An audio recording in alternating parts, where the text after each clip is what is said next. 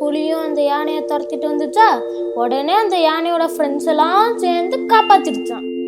அப்பா அப்பா இப்ப நீ ஒரு கதை சொல்லுப்பா, நல்லா த்ரில்லிங்கா. ஒரு ஆக்சிடென்ட்.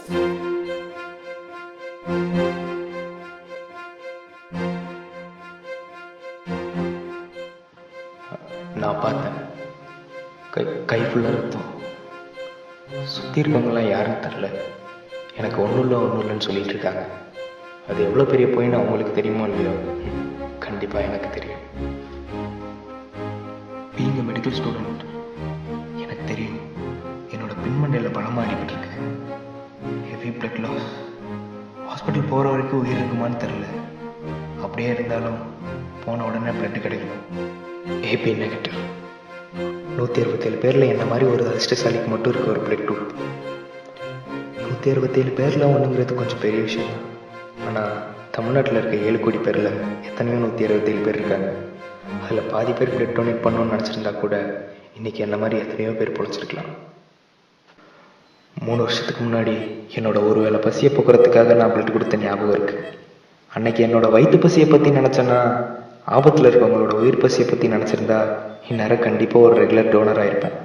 அப்படி மட்டும் நடந்திருந்தா ஒருவேளை இன்னைக்கு நான் கொடுத்த பிளட்டே என் உயிர் பசியை போக்க உதவியாக இருந்திருக்கும்னு நினைக்கிறேன். இந்த உலகத்தில் ஒவ்வொரு 2 நொடியும் ஒருத்தன் பிளட்டு தேவைக்கு ஆளாரம். இந்த 2 நொடி எனக்கு சொந்தமானது. அப்பா அப்பா இந்த ஹாஸ்பிட்டல்லாம் இந்த பிளட்டை முன்னாடியே வாங்கி வச்சுக்க மாட்டாங்களாப்பா? வாங்க அவங்க தயார் தான், கொடுக்கதான் நம்ம யாரும் தயாரா இல்லை.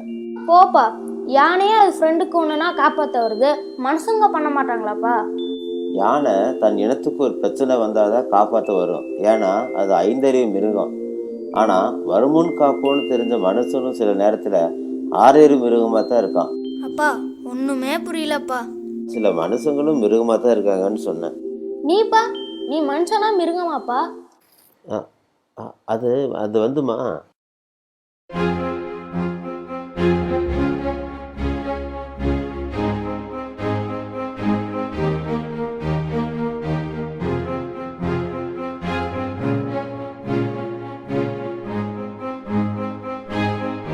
அப்பா அந்த கதையில அவன் செத்தானா பொழைச்சானாப்பா?